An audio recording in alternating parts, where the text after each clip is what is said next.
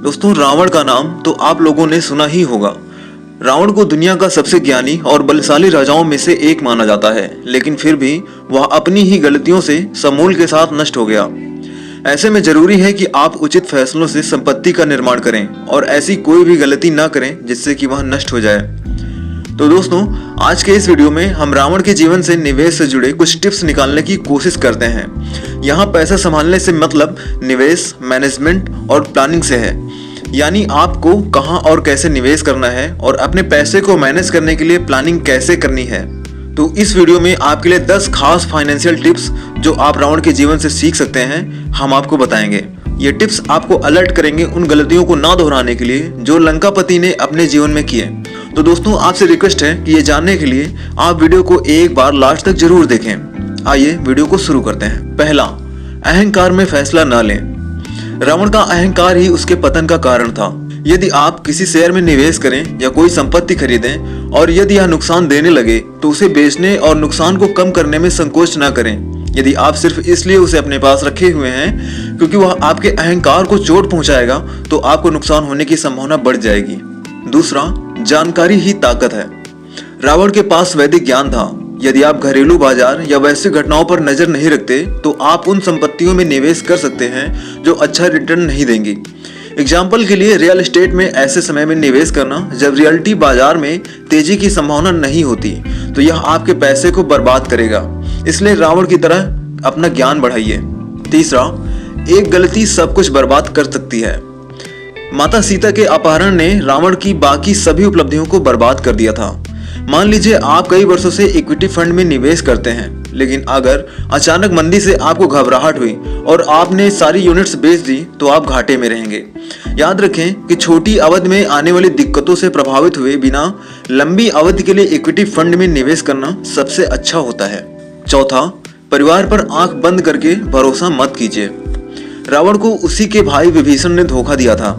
आपके माता पिता वित्तीय सलाह के सबसे भरोसेमंद हो सकते हैं, लेकिन यह जरूरी नहीं है कि यह आपके जीवन के लिए सही हो या बदलते समय के साथ उनकी सलाह मेल खाए।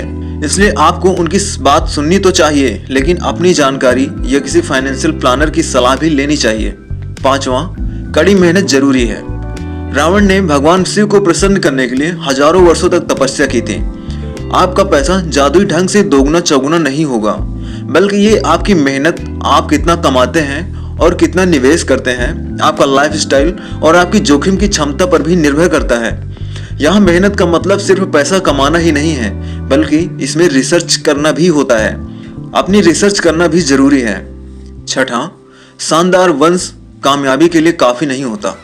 रावण ब्रह्म के वंश से था, लेकिन उसकी पहचान अपने कर्मों से बनी। विरासत में मिला पैसा अमीर बनने का सबसे सरल तरीका तो हो सकता है, लेकिन इसे बनाए रखना या बढ़ाना आसान नहीं होता।